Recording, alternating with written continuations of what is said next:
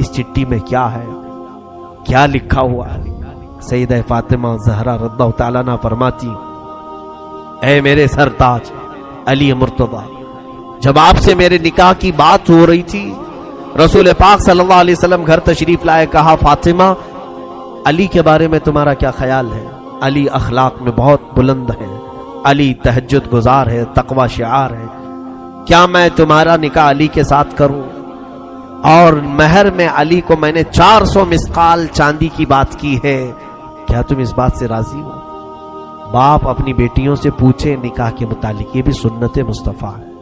حضور صلی اللہ تعالی علیہ وسلم نے جب یہ ذکر کیا، سیدہ کائنات فاطمہ الزہرا نے عرض کیا، آقا علی سے نکاح تو منظور ہے لیکن مہر یہ منظور نہیں، مہر یہ کم ہے، 400 مسقال اس زمانے کے بہت ہو جاتے ہیں۔ رسول پاک صلی اللہ تعالی علیہ وسلم نے فرمایا، اے فاطمہ تم مہر میں کیا چاہتی ہو بتاؤ، میں علی سے مطالبہ کروں۔ حضرت فاطمہ پوچھتی، یا رسول اللہ صلی اللہ علیہ وسلم، کیا یہ میرا نکاح اللہ کی مرضی سے ہو رہا ہے؟ حضور صلی اللہ علیہ وسلم نے فرمایا، ہاں فاطمہ، میں نے خواب میں دیکھا ہے اللہ رب العزت کا حکم ہے کہ میں اپنی بیٹی کا نکاح فاطمہ کا نکاح علی کے ساتھ کروں۔ تب حضرت فاطمہ کہتی ہیں، تب تو پھر مہر زیادہ ہو، اللہ رب العزت اس نکاح کا معاملہ فرما رہا ہے، تو اے رسول پاک صلی اللہ علیہ وسلم 400 مسقال چاندی نہیں۔ پھر پوچھا کیا مہر چاہیے؟ حضرت فاطمہ کہتی، یا رسول اللہ صلی اللہ علیہ وسلم، رب تعالیٰ سے آپ گزارش فرمائیں کہ علی کا نکاح فاطمہ سے اس مہر پر ہو کہ رسول پاک کی امت کی بخشش لکھ دی جائے، آپ کی امت کی مغفرت لکھی جائے۔ حضور پاک صلی اللہ علیہ وسلم آپ دیدہ ہو گئے، رب تعالیٰ کے حضور سجدے میں گر گئے، اے رب ذوالجلال، فاطمہ میری امت کی بخشش کا سوال کر رہی ہے، مہر میں اسے یہ چاہیے۔ روایات یہ بتاتی ہیں کہ اللہ رب العزت کی طرف سے حکم ہوا کہ اپنا سر اٹھائیں، آپ کی آدھی امت کی بخشش فاطمہ کا مہر ٹھہرا۔ حضور پاک صلی اللہ علیہ وسلم سے حضرت فاطمہ کہتی ہیں، میں نے وہ لکھوا لیا تھا چٹھی میں تاکہ بروز قیامت میں میرے رب سے میرے حبیب کی امت کی بخشش کا سوال کروں۔ اے علی، اس چٹھی میں اس کے علاوہ اور کچھ بھی نہیں ہے۔ یہ فاطمہ الزہرا رضی اللہ تعالیٰ عنہا کی سوچ ہے۔ اے میرے عزیزو، ہم کون ہیں جو میرے آقا کی امت کی خبر رکھتے ہو؟ ہم میں سے کس کو یہ طلب ہے کہ رسول پاک کی امت گڑھے میں گرنے سے بچ جائے؟ یہاں تو گڑھے کھودے جا رہے ہیں، جتنے گرے تو اچھے ہیں۔ ہم میں سے کون یہ چیز کی خواہش رکھتا ہے؟ خود میرے آقا صلی اللہ علیہ وسلم فرماتے، من لم یہتم بامرنا فلیس منا، جس نے اس حال میں صبح کی کہ میری امت کی بھلائی کا نہیں سوچا، وہ میری امت میں سے نہیں ہے۔ آج کیا یہ دردناک حالات ہمیں بیدار نہیں کرتے؟ کوئی ہم میں سے یہ دعا نہیں کرتا کہ اے اللہ اب امت کا بھلا کر دے؟ ہمارے نوجوان نسل جس راہ پر جا رہی، ہم آنکھیں دیکھ دیکھ کر کے تاڑ کر کے بھی اس کے متعلق نہ دعا کرتے ہیں نہ اس کے اصلاح کی کوشش کرتے ہیں۔ وہ حضرت فاطمہ تھی جو گھبرا جاتی تھی، کیونکہ انہیں معلوم تھا کہ حضور کو اگر کوئی ایک درد ستاتا ہے تو وہ امت کی فکر کا درد ہے، امت کا غم ہے، امت کی بخشش کا درد ہے۔ جب مدینہ طیبہ میں واقعہ ہوا کہ صحابہ نے کہا اچانک حضور پاک نظر نہیں آ رہے، صحابہ بے قرار ہو کر ڈھونڈنے لگے کہ آقا ہیں کہاں؟ ایک صحابی نے پا لیا حضور مدینے کے نواح میں دور کسی ایک جنگل کے پاس سجدے میں ہیں، اور حضرت ابو بکر وہاں ڈھونڈتے ہوئے پہنچے۔ ایک بکریاں چرانے والا گزر رہا تھا، پوچھا کیا میرے آقا کو تو نے دیکھا ہے؟ رسول پاک صلی اللہ تعالی علیہ وسلم ہمیں کئی لمحے ہو گئے نظر نہیں آ رہے۔ اس چرواہے نے کہا میں نہیں جانتا تمہارا نبی کون ہے، تمہارا آقا کون ہے، ہاں البتہ اس پہاڑ کے پیچھے کوئی ایک آدمی اتنا رو رہا ہے کہ اس کے رونے کی آواز سے میری بکریوں نے کھانا چھوڑ دیا ہے، چارہ چھوڑ دیا ہے۔ حضرت ابو بکر نے کہا یقیناً اس طرح کا رونا تو میرے آقا کا ہی ہوگا۔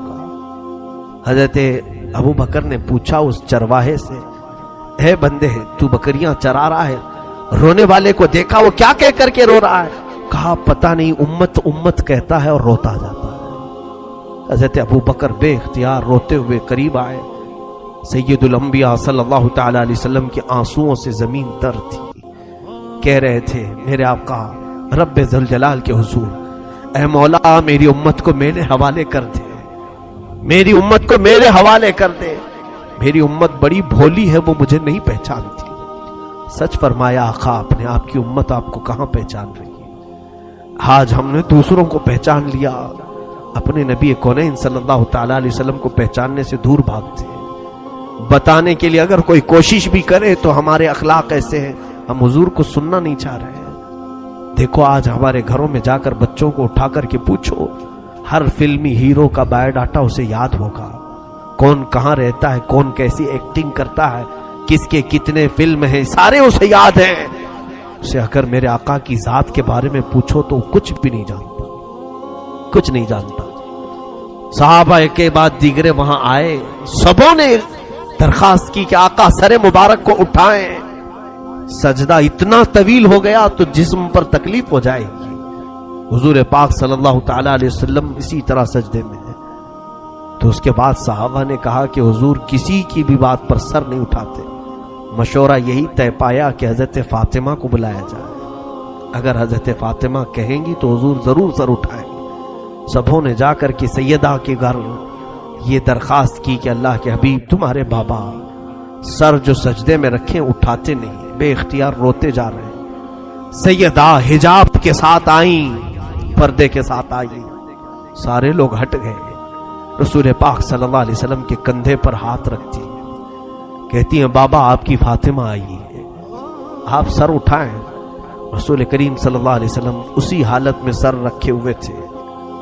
ہم گنہگاروں کی تسبیح آج ہم سجدے میں جاتے ہیں تو اپنی مطلب کی مانگنے کے لیے جاتے ہیں. ہم تو سجدوں میں یہی کہتے ہیں نا، مولا مجھے یہ دے دے، مجھے یہ دے دے. وہ رسول پاک ہم جیسے نکموں کو مانگ رہے تھے، مولا بعد میں آنے والی امت میرے حوالے کر. قربان جاؤ اس نبی کے سجدوں پر کہ ہم کو حضور نے سجدوں میں مانگا.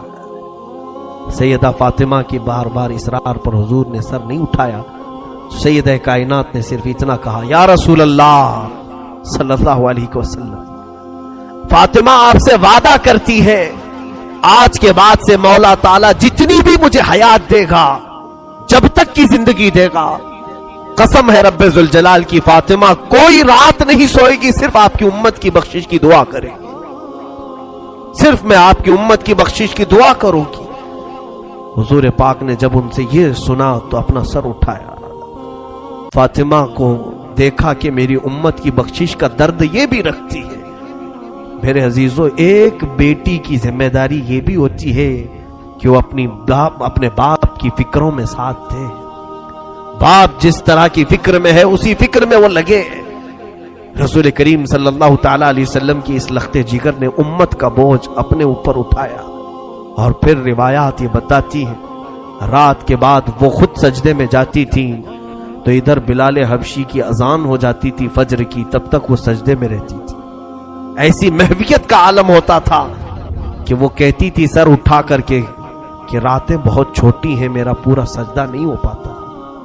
اس سیدہ کائنات فاطمہ الزہرا لاکھوں سلام ہو، لاکھوں کروڑوں درود ہو ان کی تربت انور پر. زندگی گزارنے کے ہزار سلیقے ہمارے گھروں کو دیے ہیں. اور یاد رکھو آج میری بہنوں اور بچیوں سے ضرور کہوں گا، جتنا کربلا تم سنو گی سب فاطمہ کی گود سے نکلے ہوئے شہزادوں کا ہی کربلا ہے. پوری دنیا کو اگر کسی نے حسن دیا ہے تو زہرا نے دیا. پوری دنیا کو امامت کا بادشاہ حسین اگر دیا ہے تو فاطمہ نے دیا ہے. پیر سے اپنے جھولا جھولاتی تھی، ہاتھ سے روٹیاں بناتی تھی، ہاتھ سے روٹیاں بناتے پیر سے جھولا جھولاتی. اس جھولا جھولانے کے وقت بھی کئی آیتیں ہیں پڑھتی رہتی تھی. طٰہٰ ما انزلنا علیک القرآن لتشقی، کبھی یاسین والقرآن الحکیم. یہ قرآن کی صورتیں تلاوت ہو رہی ہیں، حسنین کریمین کو جھولے جھلائے جا رہے ہیں. یہاں تو ہم گانے فلاں چیزیں گا کر کے بچوں کو سلانے کی عادت ڈالتے ہیں. حسنین کریمین نے تو اپنی ماں سے قرآن کی لوریاں سنی ہیں. رسول کریم صلی اللہ تعالی علیہ وسلم کا یہ گھرانہ جو پورے دین اسلام کو بچانے کا ضامن ہے. دیکھیں آپ حضور جب نجران کے عیسائیوں کے ساتھ مقابلے کے لیے بھی چلے تھے تو انہی گھر والوں کو لے کر چلے تھے. میں کل اہل بیت کے ذکر میں عرض کروں گا. سیدہ ظاہرہ طیبہ طاہرہ جان احمد کی راحت پہ لاکھوں سلام. یہ دنیا سے گئی بھی ہے تو اس شان سے گئی ہے. حضرت علی سے وصیت کیا تھا کہ اے علی میری موت ہو جائے تو زیادہ شہرا مت کرنا. میں نے اپنے پردے کی بڑی پابندی کی ہے. رات کے وقت جنازہ نکالو تاکہ جنازے پر بھی کسی غیر مرد کی نظر نہ پڑے.